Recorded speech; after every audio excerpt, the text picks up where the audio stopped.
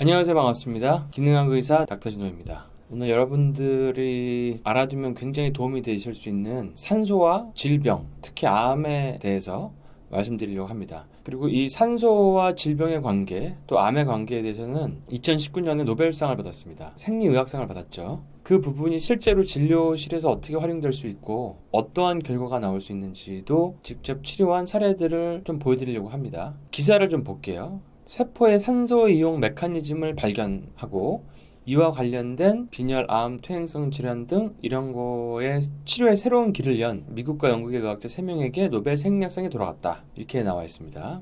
인간을 포함한 동물의 생존에 없어서는 안 되는 산소가 세포 내에서 영양소를 에너지로 변환시키는 역할을 한다. 그러니까 산소가 있어야지 에너지가 만들어진다는 얘기죠. 에너지가 만들어진다는 얘기는 ATP 사이클, 그러니까 미토콘드리아가 잘 돌아간다는 얘기고, 이게 돼야지 병이 안 걸리거든요. 근데 거기에 영양소가 아무리 있어도 산소가 없으면 안 된다는 얘기죠. 이런 얘기도 나와요. 기사에 종양은 점점 커지면서 저산소증에 빠지게 된다. 종양세포가 산소가 없는 상태가 되면 치료에 저항성을 가지게 된다. 종양 자체가 무산소 대사라죠. 그러니까 종양이 커지면 무산소가 된 환경이 좀 더 커지고, 그러면 항암제라든지 어떤 약을 썼을 때 잘 안 듣는다는 그런 원리를 이 논문에서 설명이 됐다는 얘기죠. 이들 연구를 통해 항암 치료나 방사선 치료를 할 때 암은 이미 저산소 상태에 빠져 있을 때 왜 치료제가 잘 안 됐는지, 약제가 효과가 없는지, 항암 치료가 왜 안 되는지 뿐 아니라 어떻게 개선해야 될지, 어떻게 치료 효과를 향상할지에 대한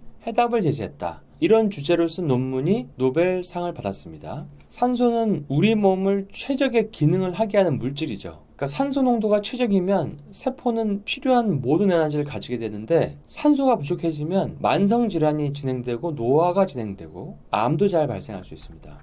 심호흡을 충분히 하면 산소를 얻을 수 있나? 흡입한 산소의 15%만 혈류에 흡수돼서 세포 조직에 전달되는데, 이것 자체는 치유할 만큼의 충분하지 않은 농도라고 합니다. 그러니까 우리가 심호흡을 해서 물론 유산소 운동하면 도움이 되지만 이게 세포 조직의 치료의 용량까지 도달하기에는 쉽지 않다는 거죠. 그러면 뭔가 산소를 발생시키는 방법이 있다 그러면은 그것이 치료에 도움이 된다는 얘기죠. 자, 우리 몸에서 에너지를 만드는 과정은 탄수화물과 지방이 이제 세포로 들어가서 TCL 사이클을 돌면서 에너지를 만드는데, 그때 수소전자가 NAD는 이제 비타민 B3죠. 비타민 B3에서부터 만들어지는 건데, NAD로 이동하고, NAD는 미토콘드리아에 수소 원자를 내주고, 수소 원자를 NAD가 받고 다시 미토콘드리아에 내주고, 이 과정을 통해서 미토콘드리아 그 벽에 있는 전자 전달기를 통해서 이 수소는 산소와 결합해서 물로 변환이 되죠. 그러면서 ATP가 생성이 되는 겁니다. 그러니까 고에너지 상태의 산소가 저에너지 상태인 물로 변환되면서 에너지가 만들어지는 거죠. 이게 우주의 원리거든요. 우주에 존재하는 원리입니다. 자, 우리 몸에서도 이런 원리가 적용되고 있죠. 이 영양소를 섭취했을 때 이게 에너지를 내기 위해서는 산소가 필수적입니다. 물론 에너지를 내기 위해서는 다량의 영양소들,